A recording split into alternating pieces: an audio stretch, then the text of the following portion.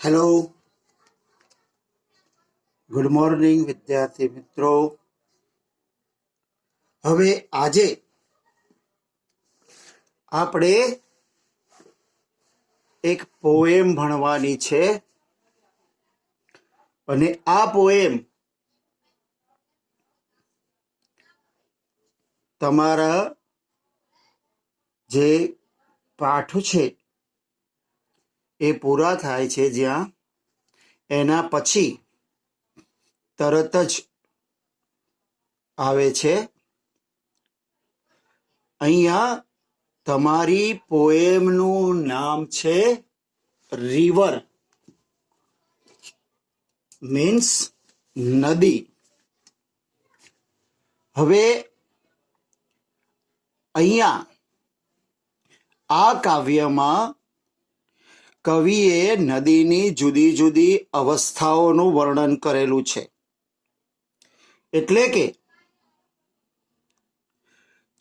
નદી અલગ અલગ સમયે કઈ અવસ્થામાં હોય છે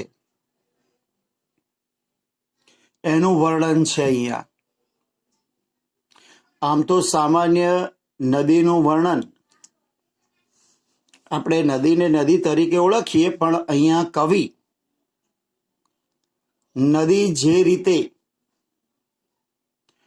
પોતાના ગંતવ્ય સ્થળેથી નીકળી અને પોતાના મુકામે પહોંચે એટલે કે સમુદ્રને મળે ત્યાં સુધી અલગ અલગ જગ્યાએથી પસાર થાય, ત્યારે એ કઈ રીતે વર્તે છે અને એને મનુષ્યની કઈ અવસ્થા સાથે સરખાવી છે એ આ કાવ્યમાં દર્શાવેલ છે. આપણે એનો અભ્યાસ કરીશું. રિવર રિવર લિટલ રિવર એટલે કે નદી નદી નાનકડી નદી. Bright you sparkle on your way over the yellow pebbles dancing through the flowers and foliage glancing like a child at play. એટલે કે અહીંયા નદીની પ્રારંભિક અવસ્થા છે. પ્રારંભિક અવસ્થામાં નદી નાનકડી હોય, જ્યાંથી નીકળે ત્યાંથી. પછી કહે છે bright you sparkle on your way. Sparkle એટલે ચમકવું કે ચમક. એટલે કે તારા રસ્તા પર જતી વખતે શું છે, એ તેજસ્વી પ્રકાશની જેમ ચમકે છે.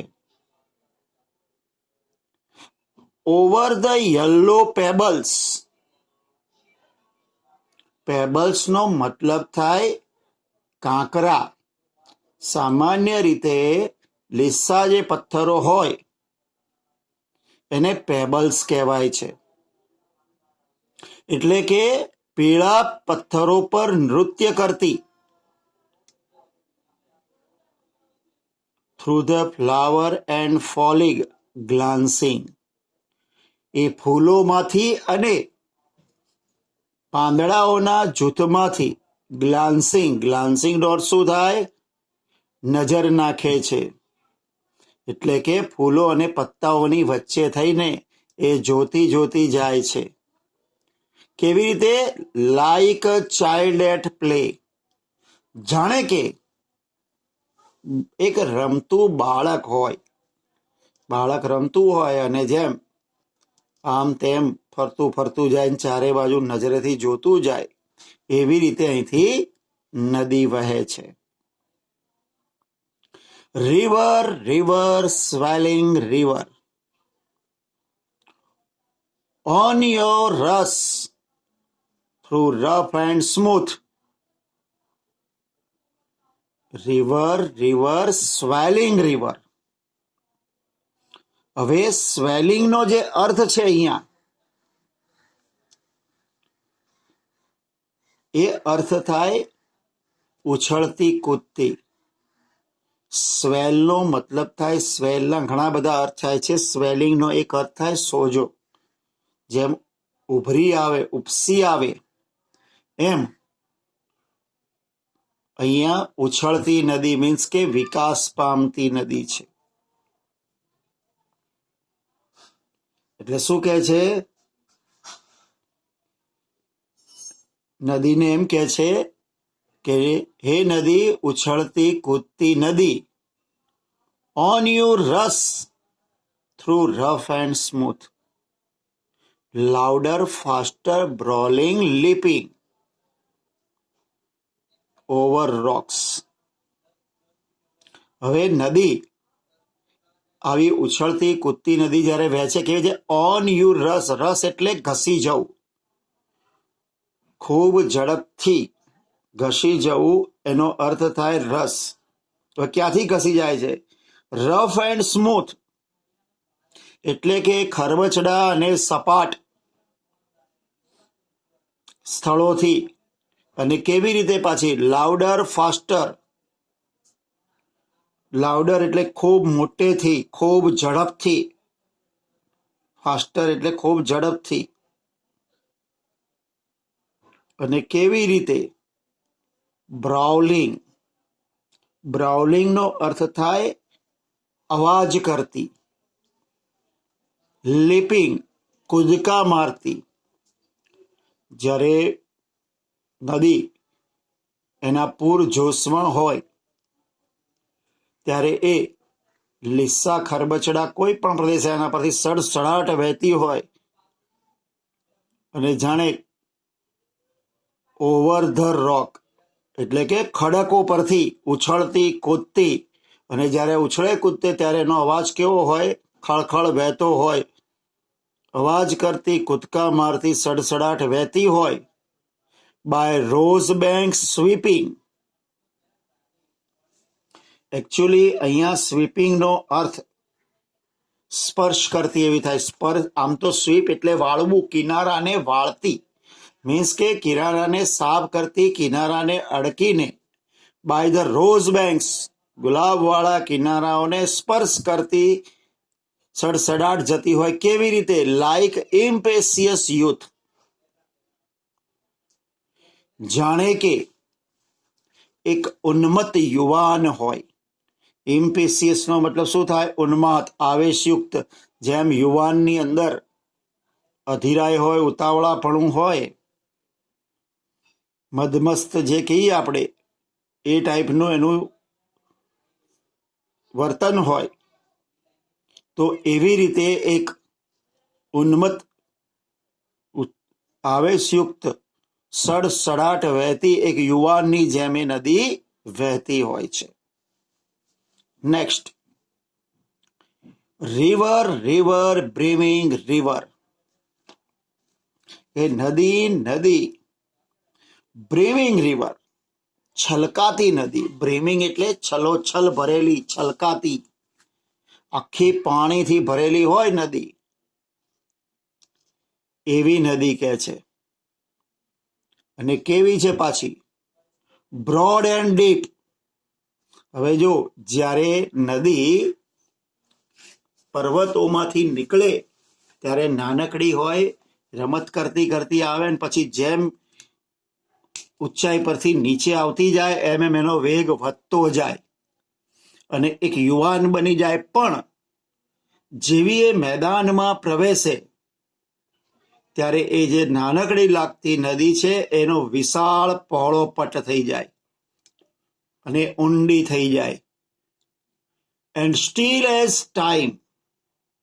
અને ઓલી જે ખડખડાટ વહેતી હોય એ ઝડપ એની ઓછી થઈ જાય અને સ્ટીલ એઝ ટાઈમ, સ્થિર થઈ જાય.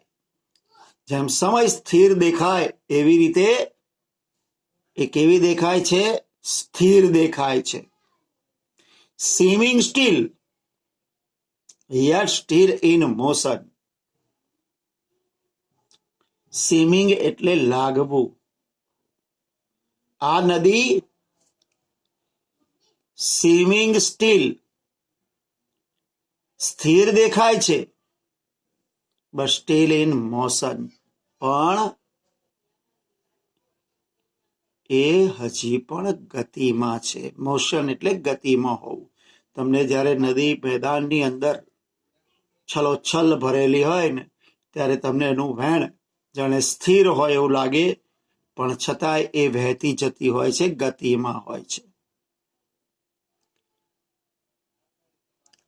Tending onwards to the ocean.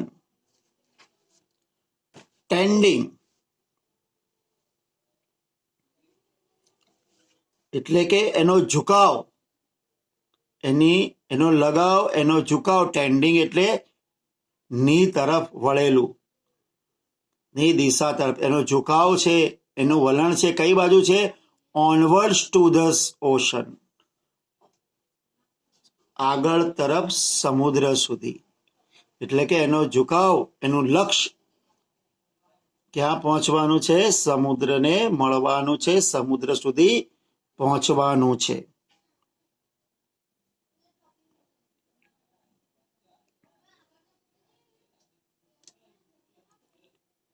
Just like mortal prime, જાણે કે અહીંયા મોર્ટલનો અર્થ શું થાય? મરણશીલ. તો અહીંયા એવું કહે છે કે મોર્ટલ એટલે માણસ, જે મરેલ મૃત માણસ છે એ મરણશીલ છે. એટલે અહીંયા મોર્ટલ એ મનુષ્ય માટે ઉપમા આપી છે. એટલે કે જેમ એક માણસ પોતાના લક્ષ્ય તરફ વળેલો છે, એવી રીતે એ પણ સડસડાટ વહેતી સમુદ્રને મળવા તરફ જઈ રહી છે. River, river, headlong river. નદી, નદી. હેડલોંગ એટલે અહીંયા હેડલોંગ એટલે ઉન્મત્ત મસ્તકથી આગળ વધતી, ઉતાવળી, બે અર્થ છે એના. તો રિવર, રિવર, હેડલોંગ રિવર એટલે કે નદી, નદી,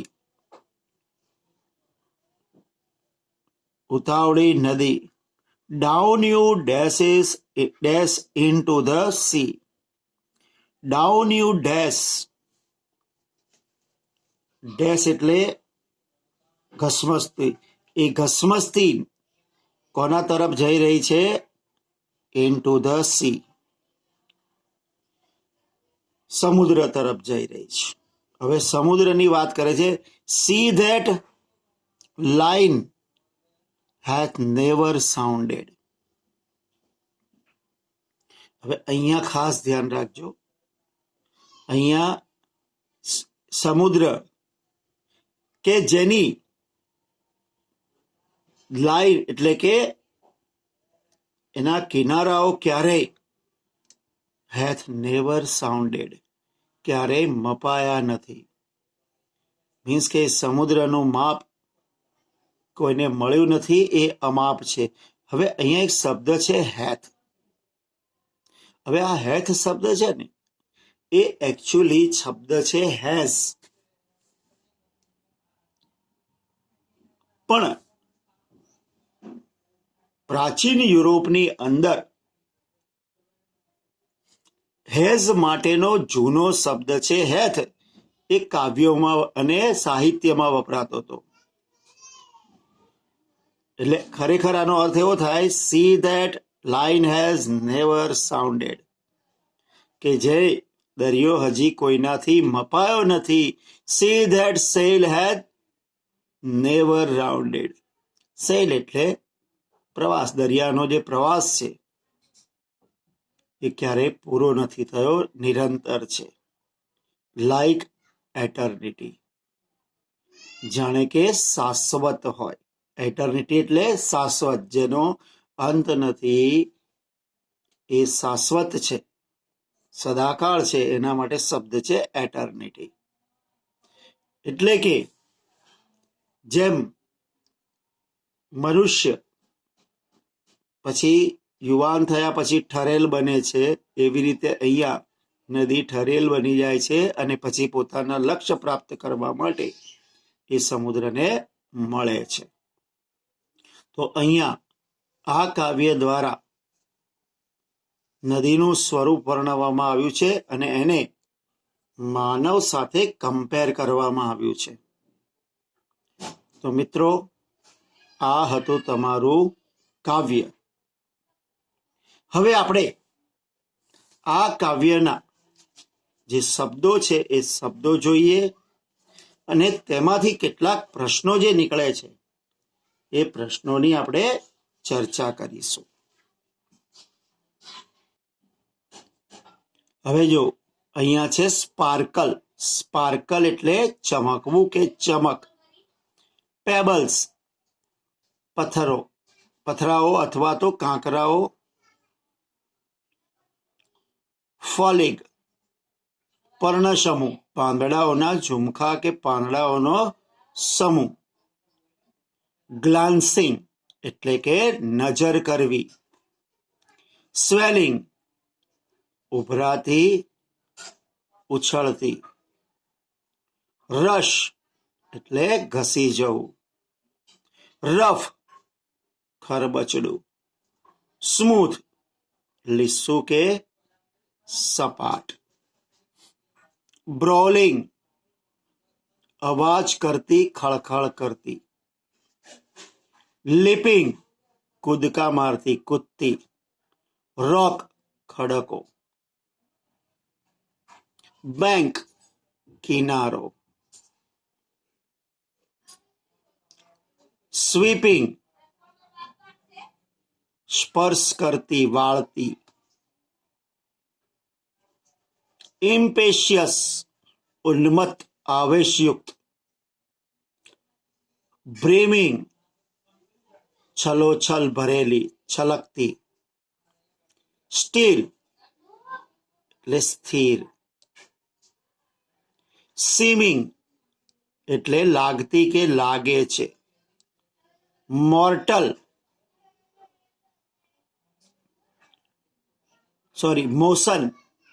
મોશન એટલે ગતિમાં. ટેન્ડિંગ ની દિશામાં, ની તરફનું વલણ હોવું. ઓનવર્ડ્સ આગળ. મોર્ટલ આપણે જેને કહીએ ને નશ્વર અથવા નાશવંત. હેડલોંગ ઉતાવળ કરતી. ડેશ ઘસમસતી. હેથ એ હેજનું જૂનવાણી શબ્દ છે. મેં હમણાં વાત કરી હતી એ પ્રમાણે જૂનવાણી રૂપ છે હેજનું. નેક્સ્ટ એટર્નિટી એટલે શાશ્વત. તો વિદ્યાર્થી મિત્રો, આ હતા તમારા આ કાવ્યના થોડાક અઘરા શબ્દો. હવે એમાંથી નીકળતા એક વાક્યના સવાલ જવાબની વાત કરીએ. પહેલો સવાલ, what is the destination of the river? Destination નો મતલબ થાય અંતિમ લક્ષ્ય અથવા તો મંજિલ. તો નદીની મંજિલ શું હોય? તો સમુદ્ર. The ocean is the destination of the river. Next, what does the river do over the pebbles? તો નદી કાંકરાઓ પર કે પથરાઓ પર શું કરે છે? The river goes dancing over the pebbles. એટલે કે નદી પથરાઓ પર થઈને નાચતી જાય છે. Next, to whom is the river compared? નદીની તુલના કોની સાથે કરી છે? In the first stanza, પહેલા ફકરામાં. તો હવે અહીંયા જવાબ શું આવશે? પહેલા ફકરામાં નદીની તુલના બાળક સાથે કરી હતી, તો એનો શું આવશે answer? The river is compared to a playful child. નદીની તુલના એક રમતિયાળ બાળક સાથે કરવામાં આવી છે. What does swelling river mean? એટલે કે સ્વેલિંગ રિવર આ શબ્દનો અર્થ શું થાય? તો swelling river means growing river, એટલે કે ગ્રોઈંગ એટલે મોટું થવું, વિકાસ પામવો. તો એ વિકાસ પામતી કે મોટી થતી નદી એવો એનો અર્થ થાય છે. નેક્સ્ટ, પાંચમું, how does the river flow by the rose bank? એટલે કે ગુલાબથી ભરેલા કિનારાઓ પાસેથી નદી કેવી રીતે વહે છે? તો the river is sweeping by the rose bank. તો નદી એ ગુલાબના કિનારાઓ પાસેથી સ્પર્શ કરીને વહે છે. To whom is the river compared in the second stanza? નદીની તુલના બીજા ફકરામાં કોની સાથે કરી છે? તો એ યુવાન સાથે. તો the river is compared, નદીની તુલના કોની સાથે કરી છે? To the careless youth, એક બેજવાબદાર યુવાન સાથે કરી છે. What does the brimming river mean? brimming river શબ્દનો અર્થ શું થાય? તો brimming river means an overflowing river. Overflowing એટલે ઉભરાતી. તો brimming river નો મતલબ થાય ઉભરાતી નદી. Next, where does the river dash into? where does the river dash into? તો નદી ઘસમસતી કઈ તરફ વહે છે? The river dashes into the sea. ઘસમસતી નદી ક્યાં જતી રહે છે? સમુદ્રમાં જતી રહે છે. નવમો સવાલ, To what is the sea compared?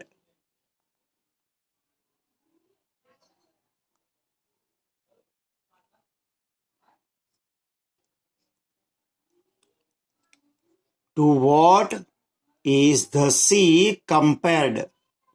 સમુદ્રની તુલના કોની સાથે કરવામાં આવી છે? તો the sea is compared to eternity. સમુદ્રની તુલના શાશ્વત વસ્તુ સાથે કરવામાં આવી છે. Next, write the rhyming words. પ્રાસવાળા શબ્દો લખો. જો અહીંયા way play, smooth youth, time prime, motion ocean, dancing glancing, leaping sweeping, sounded rounded. તો આ હતા એના રાઇમિંગ વર્ડ્સ. તો મિત્રો, અહીંયા આ તમારું કાવ્ય થાય છે પૂરું. હવે આ કાવ્યમાં આપણે જે કંઈ પણ તમને શબ્દો આપ્યા એ શબ્દો અને સાથે સાથે મેં તમને 10 સવાલ જવાબ લખ્યા છે. એ 10 સવાલ જવાબ તમારે તૈયાર કરી લેવાના છે. હવે આ કાવ્ય તમારે અહીંયા પૂરું થાય છે.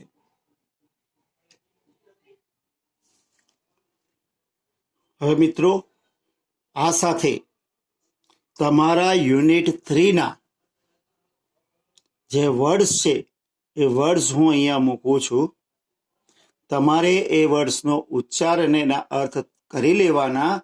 એટલે નેક્સ્ટ ટાઈમ આપણે જ્યારે યુનિટ 3 ચલાવીએ, મોહન એન્ડ હિઝ વીણા, ત્યારે આ શબ્દો તમે તૈયાર કરેલા હશે તો એ પાઠ સમજવામાં તમારે સરળતા રહેશે. શબ્દ જોઈ લો. મ્યુઝિશિયન, સંગીતકાર. ગ્રો અપ, મોટું થયો.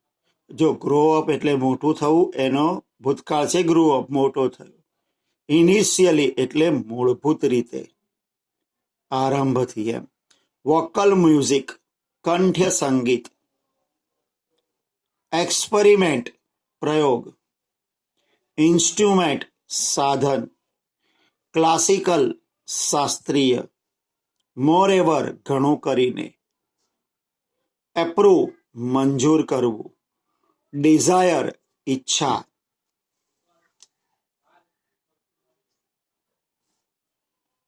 ડિક્લેર્ડ, જાહેર કર્યું.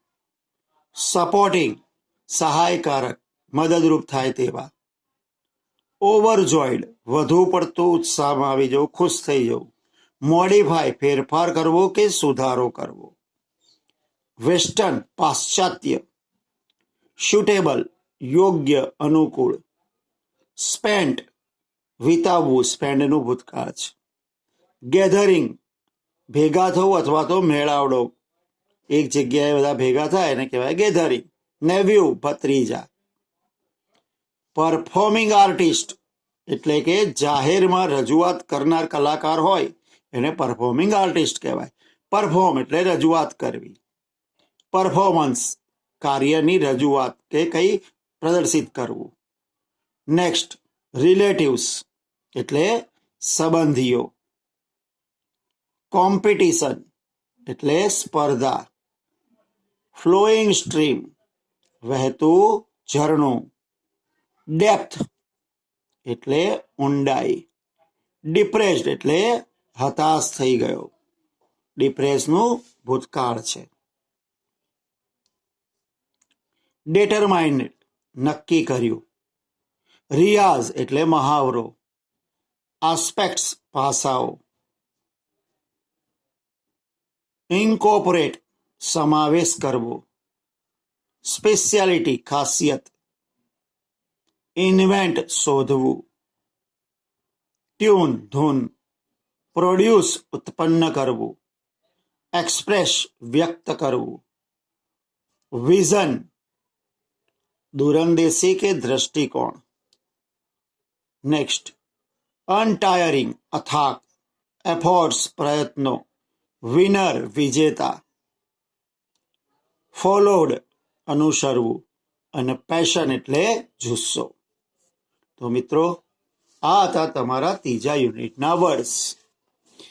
આ વર્ડ્સ, એના ઉચ્ચાર, એનો અર્થ અને બને તો એના સ્પેલિંગ તમારે તૈયાર કરી નાખવાના છે. જેના કારણે નેક્સ્ટ ટાઈમ જ્યારે આપણે ત્રીજું યુનિટ તૈયાર કરીશું, એનું ભાષાંતર સમજાઈશું, ત્યારે એને તમને સમજવામાં સરળતા રહેશે. તો મિત્રો, હવે આપણે રજા લઈએ. આઈ હોપ કે તમે બધી તૈયારી બરોબર કરી લેશો. Thank you very much. આવજો.